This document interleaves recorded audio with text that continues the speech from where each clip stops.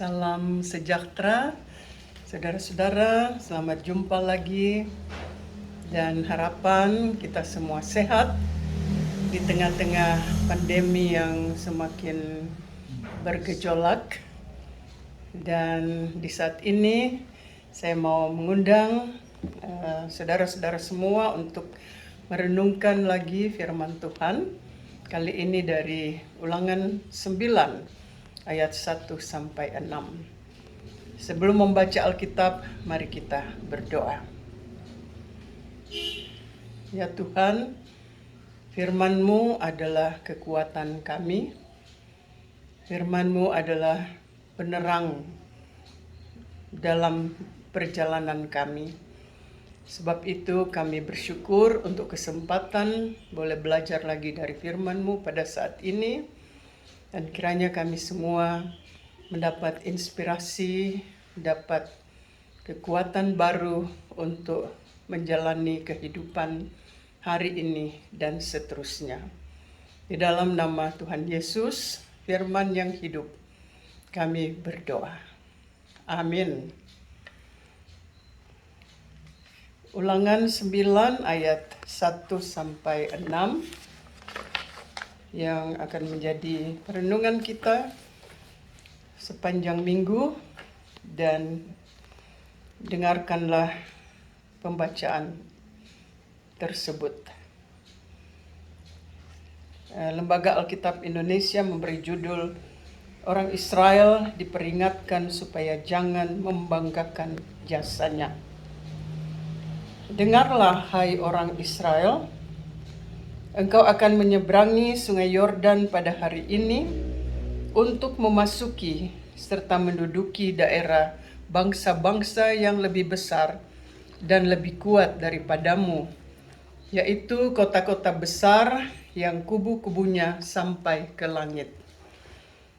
Suatu bangsa yang besar dan tinggi, orang Enak yang kau kenal, dan yang tentangnya kau dengar orang berkata, siapakah yang dapat bertahan menghadapi orang Enak? Maka ketahuilah pada hari ini bahwa Tuhan Allahmu, dialah yang berjalan di depanmu, laksana api yang menghanguskan. Dia akan memusnahkan mereka, dan dia akan menundukkan mereka di hadapanmu. Demikianlah engkau akan menghalau dan membinasakan mereka dengan segera, seperti yang dijanjikan kepadamu oleh Tuhan. Janganlah engkau berkata dalam hatimu, apabila Tuhan Allahmu telah mengusir mereka dari hadapanmu, karena jasa-jasakulah Tuhan membawa aku masuk menduduki negeri ini. Padahal karena kefasikan bangsa-bangsa itulah Tuhan menghalau mereka dari hadapanmu. Bukan karena jasa-jasamu atau karena kebenaran hatimu engkau masuk menduduki negeri mereka, tetapi karena kefasikan bangsa-bangsa itulah Tuhan Allahmu menghalau mereka dari hadapanmu. Dan supaya Tuhan menepati janji yang diikrarkannya dengan sumpah kepada nenek moyangmu, yakni Abraham, Ishak, dan Yakub. Jadi ketahuilah bahwa bukan karena jasa-jasamu Tuhan Allahmu memberikan kepadamu negeri yang baik itu untuk diduduki. Sesungguhnya engkau bangsa yang tegar tengkuk. Demikian pembacaan Alkitab dari Ulangan pasal 9 ayat 1 sampai 6. Saudara-saudara, saya memberi tema untuk pembacaan ini, jangan membanggakan jasa-jasamu. Belajar tentang kitab Ulangan berarti belajar hal-hal yang menarik. Tapi tunggu dulu ya. Sebenarnya bukan cuma belajar kitab Ulangan mendapati hal-hal yang menarik. Ya kan? Karena semua kitab dalam Perjanjian Lama dan Perjanjian Baru mengandung hal-hal yang menarik. semakin dibaca, semakin menjumpai hal-hal yang menarik dan kadang-kadang baru, hal-hal yang baru. Itu pengalamanku yang mungkin juga menjadi pengalaman saudara. Tapi baiklah, karena saat ini yang dibaca adalah Ulangan 9 ayat 1 sampai 6, maka kita akan melihat secara khusus dahulu hal-hal yang menarik dalam kitab Ulangan. Nah, saya mencatat ada beberapa hal yang menarik. Pertama, hal yang menarik itu dapat juga disebut keunikan, yaitu keunikan antara isi kitab Ulangan dan kenyataan berhubungan dengan isi itu. Isi kitab Ulangan yang melulu atau berisi hukum-hukum dan pengajaran-pengajaran mungkin dianggap tidak penting dan relevan dengan hidup kekristenan, baik kekristenan di awal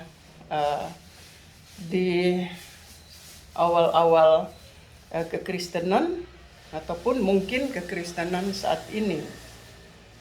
Tapi yang menarik ialah ternyata banyak sekali tulisan dalam kitab Ulangan yang dikutip oleh penulis-penulis Perjanjian Baru.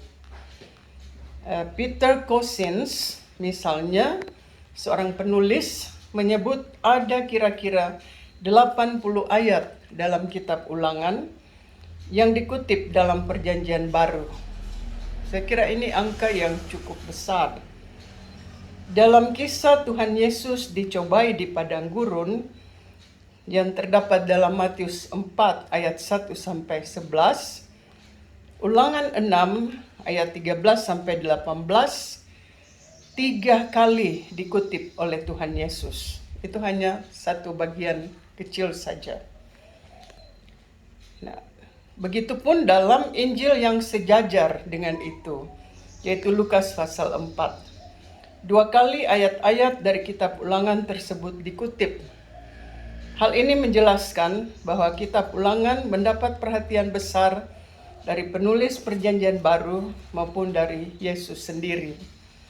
Umpamanya yang dikutip dari kitab Ulangan, bukan hanya dengan roti saja manusia dapat hidup, tapi juga dari firman yang keluar dari mulut Allah. Nah, itu yang pertama. Hal yang menarik yang kedua ialah kitab Ulangan yang diduga ditulis oleh sekelompok teolog yang disebut Deuteronomis. Di kelas-kelas Fakultas Teologi biasanya dikenal dengan sumber D, berisi pengulangan dari pengajaran-pengajaran dan penyampaian-penyampaian oleh Musa kepada Israel yang saat itu sedang berada di seberang sungai Yordan, di padang gurun Arabia Yordan. Itu disebutkan dalam Ulangan 1 ayat 1. Sekarang pertanyaan yang muncul tentang hal yang menarik yang kedua ini, mengapa peraturan-peraturan dan pengajaran-pengajaran yang pernah disampaikan di waktu lalu diulang kembali? Tentu ada alasan penting di balik itu. Alasan penting yang pertama yang dapat disebutkan ialah sama dengan kita sekarang ini, orang Israel bisa lupa, atau bisa juga pelupa karena mungkin usia atau karena terlalu sibuk. Tetapi bisa juga karena pura-pura lupa. Nah, sebelum memasuki tanah perjanjian, penting sekali hal-hal yang penting dari peraturan-peraturan dan perjanjian diingatkan lagi supaya tidak dilupakan atau sengaja dilupakan. Dan ini yang dikhawatirkan oleh Musa, jangan-jangan nanti kalau hidup mereka membaik di tanah perjanjian, mereka melupakan semua peraturan dan perjanjian itu. Dan sebab itu perlu diingatkan. Alasan ketiga, Alasan kedua, karena ada generasi baru yang lahir selama perjalanan 40 tahun di padang gurun. Dalam perjalanan itu, generasi yang tidak mengikuti sejak awal, sejak keluar dari Mesir, mereka tidak tahu apa yang dilakukan atau apa yang dialami oleh nenek moyang mereka. Karena generasi yang mengalami langsung pembebasan dari Mesir sudah tidak ada. Ada yang sudah meninggal dan diganti oleh generasi baru. Dan generasi baru itu harus tahu semua peraturan yang wajib diketahui dan dilakukan oleh semua umat Israel. Supaya ketika mereka memasuki tanah Kanaan, mereka mempunyai dasar di dalam kehidupan mereka, baik pribadi maupun sebagai persekutuan. Itu alasan kedua. Dan alasan ketiga, Musa mau membekali bangsa Israel agar mereka siap sedia memasuki tanah Kanaan. Tanah yang didiami oleh bangsa yang lebih kuat, tinggi, dan besar. Dan Musa sering mendengar ada orang-orang yang bertanya, siapakah yang boleh bertahan terhadap bangsa yang disebut Enak itu? Namanya memang bagus ya, Enak. Tapi ternyata mereka adalah bangsa yang ditakuti. Nah, itu dalam ayat 2. Ayat-ayat awal dari pasal 9 menggarisbawahi hal tersebut. Untuk fakta ini, Musa mengatakan, jangan takut, jangan gentar, karena Tuhan akan berjalan di depanmu seperti api yang menghanguskan dan membuat bangsa itu binasa. Jadi walaupun mereka bangsa yang besar, tinggi, lebih kuat dari orang Israel tidak boleh takut dan gentar. Karena Tuhan Allah sendiri akan berjalan di depan mereka dan membinasakan bangsa-bangsa itu. Hal ini sesuai dengan teologi Deuteronomis yang bergema dalam perikop ini, yaitu Allah Israel adalah Allah yang unik dalam kasih dan kuasa-Nya. Allah telah menyatakannya secara terbuka dalam proses pembebasan Israel dari perbudakan. Kasih-Nya sangat luar biasa dan sangat nyata. Dibuktikan ketika mereka menyeberangi laut terberau, begitupun dalam perjalanan di padang gurun. Tidak ada kuasa lain yang mendampingi dan menyertai Israel kecuali Allah. Kadang-kadang Israel lupa akan pengalaman itu. Dan sebab itu Musa mengingatkan mereka supaya mereka tidak lari dan tidak meninggalkan Tuhan Allah yang sangat mengasihi mereka. Israel diminta agar supaya taat sepenuhnya kepada Allah yang mengasihi mereka sedemikian rupa. Sebab itu, pasal ini dimulai dengan kata dengarlah. Dengarlah. Dalam bahasa Ibrani, Shema. Dengarlah. Beberapa kali kata ini disebut dalam kitab Keluaran. Dan dalam pasal 6 ayat 4, kata Shema dirangkaikan dengan kata Israel. Shema Yisrael. Satu istilah yang mengingatkan kepada Israel agar terus mendengar suara Tuhan, karena Tuhan sudah lebih dahulu mengasihi dan membebaskan mereka. Jadi istilah mendengar atau Shema di sini bukan hanya berarti mendengar atau dalam istilah di Manado badengar, bukan cuma badengar, tapi menyimak dan melakukannya. Dari telinga terus ke hati, langsung dinyatakan dengan perbuatan. Ini hal-hal yang menarik. Dan pada bagian terakhir dari pembacaan ini, Ada satu hal lain yang Musa minta kepada umat untuk dilakukan. Merespons semua kasih Allah yang unik. Jangan membanggakan jasa-jasamu. Beberapa kali hal itu disebutkan. Ayat 4, 5, dan 6. Dalam sastra Ibrani, apabila suatu kata atau istilah dijumpai lebih dari sekali dalam suatu tulisan, berarti itu sangat penting. Harus diperhatikan. Jangan membanggakan jasa-jasamu. Penting diperhatikan. Karena manusia memang cenderung bersikap seperti itu. Israel contohnya sering membanggakan jasa-jasa mereka. Ada sukses atau keberhasilan, langsung membanggakan diri. Kalau dalam bahasa kita, sering kita mendengar orang berkata, untung ada saya. Begini tidak jadi ini bangunan. Kalau tidak ada kita, tidak jadi acara ini, program ini. Dalam pembangunan gereja atau suksesnya suatu acara, kita sering mendengar ucapan seperti itu. Berhubungan dengan kemerdekaan Indonesia, kita juga sering mendengar ada orang yang berkata, kalau bukan kami, atau kalau bukan daerah kami yang berjuang, atau kalau bukan karena kelompok kami yang merebut kemerdekaan, maka Indonesia tidak merdeka.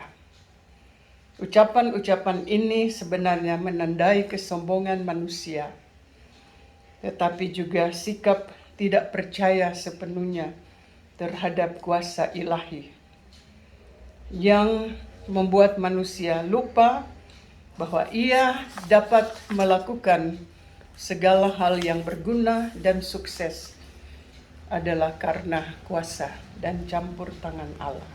Allah adalah pembebas, Allah ada pengasih, Allah adalah segala-galanya dalam hidup kita. Segala-galanya dalam hidup Israel, segala-galanya dalam hidup kita orang-orang percaya saat ini. Jadi saudara-saudara, sebenarnya tidak ada alasan bagi manusia untuk menyombongkan diri. Atau istilah yang dipakai dalam perikop ini, membanggakan jasa. Karena semuanya berasal dari Tuhan. Semuanya adalah pemberian Tuhan. Tuhanlah yang memberikan segala-galanya. Dan kita hanya dapat menerima dan bersyukur. Memang jasa juga penting. Karena itu tanda bahwa Allah mengasihi kita. Dan hidup kita tergantung kepadanya. Tetapi jangan dijadikan alasan untuk membanggakan diri. Terutama menyombongkan diri. Karena siapakah kita tanpa Tuhan? Pasti kita tidak akan menemui mengalami kehidupan seperti ini.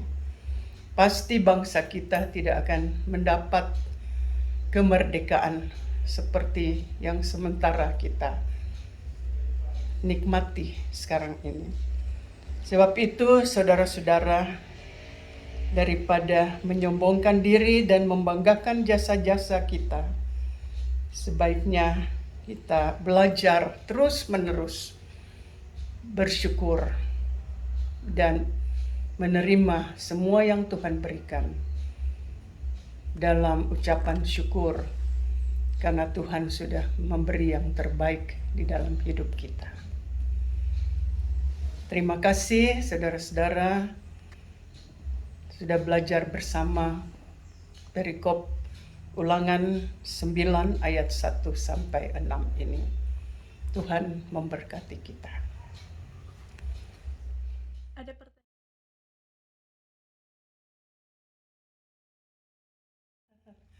Ada pertanyaan yang bagus ya dan praktis. Nah, saya kira dapat karena jemaat kan terdiri dari banyak orang dengan capaian masing-masing, dengan talenta-talenta masing-masing, yang semuanya memberikan sumbangan atau kontribusi di dalam kehidupan berjemaat. Dan kita harus katakan bahwa jemaat itu bertumbuh karena kontribusi dari semua anggota, bukan hanya satu orang saja. Jadi kalau ada anggota di dalam persekutuan jemaat yang membanggakan diri, ya seperti tadi dikatakan, kalau bukan kita atau kalau bukan saya yang melakukannya, maka pasti akan menimbulkan ketidaksenangan kepada orang lain atau anggota jemaat yang juga turut berperan memberikan sumbangan mereka, atau malah mungkin melakukan lebih banyak daripada orang yang membanggakan jasa-jasanya. Jadi kita harus menggunakan dengan sebegitu rupa talenta-talenta yang Tuhan berikan agar talenta-talenta itu menumbuhkan jemaat, membuat jemaat bertumbuh ketimbang terjadi perseteruan atau iri hati atau perpecahan. Yang paling jelek ialah terjadi perpecahan. Dan saya kira yang disebut terakhir itu sudah banyak kali terjadi. Karena ada orang yang terlalu membanggakan diri, akhirnya banyak orang yang keluar dari persekutuan jemaat. Dan bukan itu maksud Tuhan untuk memberi talenta-talenta kepada kita semua. Membanggakan jasa itu adalah salah satu sikap atau tindakan yang menjadi tantangan, menjadi tantangan. Dan apabila ini dilakukan oleh orang percaya, berarti menjadi tantangan bagi kehidupan beriman. Ya, sebab kehidupan beriman itu kan menyangkut semua aspek di dalam kehidupan. Ya. Jadi kehidupan beriman menyangkut aspek kebersamaan, kehidupan beriman menyangkut aspek bekerja sama, kehidupan beriman menyangkut aspek saling mengasihi, kehidupan beriman menyangkut hal di mana orang-orang menghargai satu dengan yang lain. Jadi apabila ada orang yang membanggakan jasa-jasanya, itu berarti sudah mengurangi hal-hal yang berhubungan dengan hidup beriman. Karena bagaimanapun ya, kehidupan beriman itu mencakup seluruh kehidupan orang percaya, dan di mana hal-hal yang berhubungan dengan membanggakan diri itu seharusnya tidak menjadi tantangan dalam kehidupan beriman. Saya kira itu yang dapat dijelaskan, dan ya sekalian saya mau ucapkan terima kasih sudah menonton rekaman ini atau video ini. Semoga memberi inspirasi di dalam pemahaman Alkitab pada saat ini, dan kiranya dapat dilanjutkan di dalam diskusi ini, dapat dilanjutkan dalam kehidupan kita, dan terutama dilakukan, karena itu juga merupakan ungkapan hidup beriman. Terima kasih banyak, sampai jumpa lagi dalam ulasan-ulasan selanjutnya. Allah berlimpah hikmat kiranya menyertai kita sekalian. Terima kasih. Sampai jumpa lagi.